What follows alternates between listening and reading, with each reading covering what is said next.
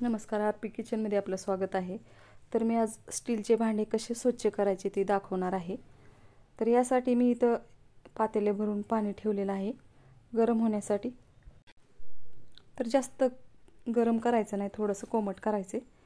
आता इथं स्टीलचे भांडे बघू शकता एकदम चिकट झालेले आहेत आणि एकदम खराब झालेले आहेत, बघू शकता तेलकट झालेत आणि ह्याच्यावर हात उमटलेले आहेत एकदम असं तेलकट। तर ही डाग असे सहजासहजी निघत नाहीत, यासाठी मी इथं एक पावडर तयार करणार आहे किंवा लिक्विड तयार करणार आहे स्टीलची भांडे घासण्यासाठी। आता इथे एक मोठी प्लेट घेतलेली आहे। आता ह्याच्यामध्ये एक खाण्याचा सोडा टाकायचा आहे,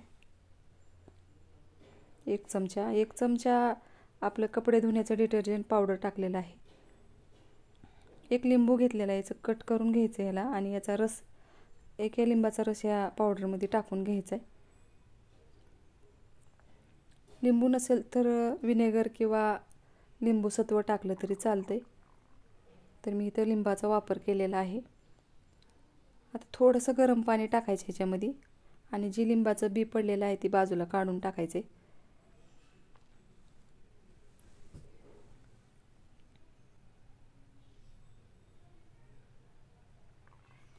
तर आता इथं मी भांडे घासायची घासणी घेतलेली आहे। तर मी सुरुवातीला ही टोपण डब्याचे घासून दाखवणार आहे। तर एकदम नव्यासारखे आणि एकदम चमकणारे असे स्टीलचे भांडे स्वच्छ होतात।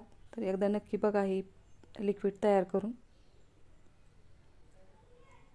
तर एकदम नव्यासारखे असे भांडे घासून स्वच्छ होतात। तर एकदा नक्की घासून बघा।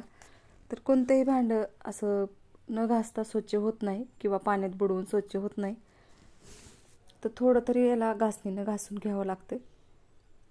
तर मी आता डब्बा पण घासून दाखवणार आहे। तर डब्बा पण एकदम असं चमकून दाखवणार आहे, बघू शकता। तर ह्याच्यावरचं नाव पण एकदम असं लिहिलेलं मोडलेलं आहे। तर एवढं लिक्विड असं छान बनलेलं आहे माझं। तर मी सर्व स्टीलचे भांडे याच पद्धतीने घासून घेणार आहे।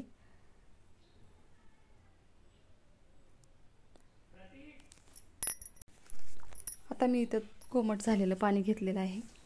तर आपल्या आंघोळीला जसं पाणी वापरतो तसं पाणी घ्यायचं आणि ही गरम पाण्यात भांडे धुवून घ्यायचे, बघू शकता।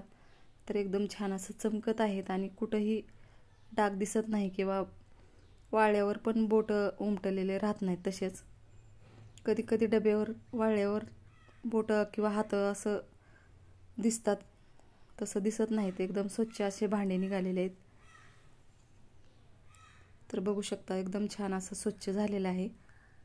आता ही सर्व भांडे मी धुवून उन्हात घालणार आहे आणि 10 मिनिटांनंतर कॉटनच्या कपड्यानं पुसून घ्यायचे, लगेच ओला असताना पुसायचं नाही। तर आता मी पुसून वाळ घातलीत। तर बघू शकता एकदम छान असं चमकत आहेत।